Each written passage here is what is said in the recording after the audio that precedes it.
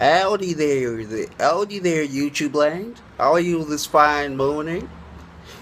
That's my American accent, my fake American accent. Not very good, I see. Anyway, guys, how are you this morning? What I want to talk about is a great guy by the name of Jim Collins. Right? He wrote this book called Good to Great. Uh, Very, very good book. Well researched. I think they took something like 9 to 10 years worth of research. A bunch of smart individuals in his team. They did some research and then they came up with this book, Good to Great.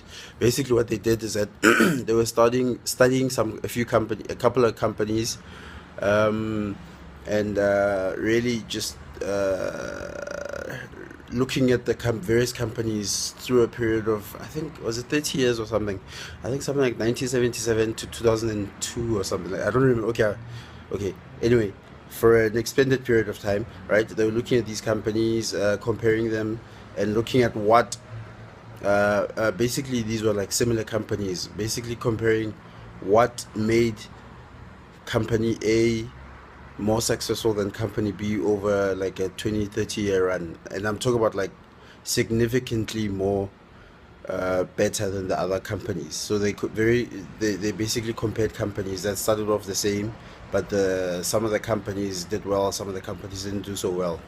Um, Basically, there's this other chapter in there called the 20 Mile March, right? Uh, I know you must be wondering how am I going to connect this to weight loss, but I'm getting there. Don't worry, don't worry. Basically, the 20 Mile March is okay, where over that period of about 20, 30 years, right? Company A, which was more successful, right? What it did is that it pursued restricted growth or manageable growth, rather, right? Where maybe the other company would pursue supernormal growth. The reason for this is company A pursued this type of growth where uh, they were able to maintain it during good or bad times, but the other company would pursue growth only in the good times and then not be able to manage it during the bad times. So a big part of the strategy is really the discipline to be able to hold yourself back from really growing much more than the whatever boundaries you've set, relative to your market, right? So, for example, company A would restrict growth to about 20% year on year for about 20, 30 years, but they would continue this even through the bad times as well. Company B would 1 year have 300% growth, another year have 500% growth, another 5 years have 0% growth or have negative growth. And that's the real problem with it. Now, how is this relevant to weight loss, fat loss, and trying to get fit? Well, basically, if you try to lose 100 pounds in a day or something like that, in a month or a day or something like that, if that is your pursuit, right? Most likely than not, you may fail. You probably will fail. The reason for this is this: um, it's hard to maintain it, or you might even get it. You might even be able to get it during that period of time, but that's why so many people yo-yo back through diets and whatnot. You gain a lot, you lose a lot, you gain a lot, you lose a lot because you're not able to maintain it. Now, if you pursue a manageable target in terms of fat loss, how much you want to lose, um, and maybe start it from a lower level, and be like, okay, now I want to lose 5 pounds, now I want to lose 10 pounds, now I want to lose whatever, right? The reason for this, or rather, if you pursue it that way, I don't see how you won't be successful.